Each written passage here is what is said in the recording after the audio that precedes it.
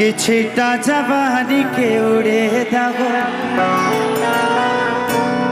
अमानवा से मानवा के जुड़े दाहो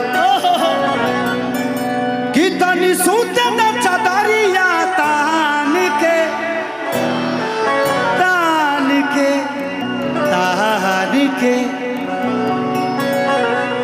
तो टूट जाही राजा जी।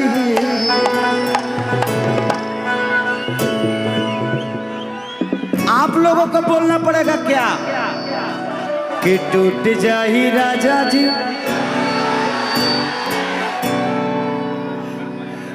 मैं अभी कलकत्ता गया था एक कार्यक्रम में, इलेक्शन का कार्यक्रम था, रोड शो था मेरा।